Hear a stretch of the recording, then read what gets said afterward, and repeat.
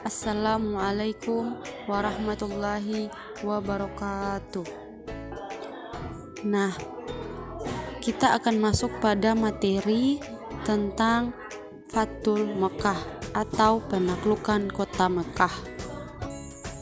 Nah, kita masuk pada materi pertama, yaitu sebab terjadinya Fathul Mekkah. Suku Bani Bakar menyatakan diri kesetiaannya kepada kafir Quraisy dan suku Khuza'ah menyatakan diri bergabung dengan kaum muslimin di Madinah. 2 tahun setelah itu, suku Bani Bakar dibantu kafir Quraisy melakukan serangan dan pembantaian kepada suku Khuza'ah. Selang beberapa waktu, Rasulullah SAW mengirimkan utusan kepada kaum kafir Quraisy dengan membawa misi perdamaian dan mengajukan beberapa usulan sebagai berikut. Yang pertama, orang Quraisy harus menghentikan persekutuan dengan Bani Bakar. Kedua, orang Quraisy harus mengganti kerugian atas jatuhnya korban dari suku Khuza'ah. Yang ketiga, orang Quraisy harus menyatakan pembatalan terhadap perjanjian Hudaybiyah.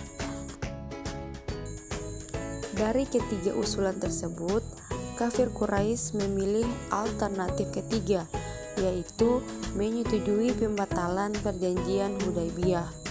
Nah, kenyataan ini membuat tidak ada pilihan lain bagi Rasulullah SAW mempersiapkan pasukannya untuk melawan kaum kafir Quraisy. Lalu Rasulullah SAW membagi pasukannya yang menjadi 4 bagian, utara, selatan, barat, dan timur, sehingga kota Mekkah terkepung dengan 4 penjuru. Masing-masing memasuki kota Mekkah mengikuti petunjuk Rasulullah SAW. Hal ini menyebabkan orang-orang kafir Quraisy tidak mampu melawan kekuatan umat Islam yang sangat besar tersebut. Selanjutnya kita masuk ke faktor-faktor keberhasilan Fathul Mekkah.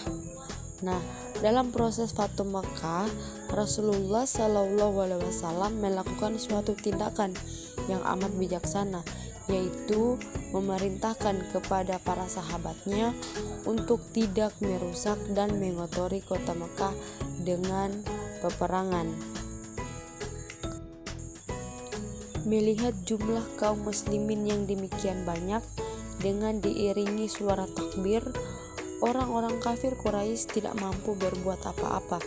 Dalam hatinya timbul ketakutan jika kaum muslimin akan membalas dendam kepada penduduk Mekkah karena telah diusir dari tanah kelahirannya. Nah, kita masuk pada materi selanjutnya, yaitu Haji Wada. Haji Wada adalah haji yang dilakukan oleh Rasulullah SAW pada tahun 10 Hijriah.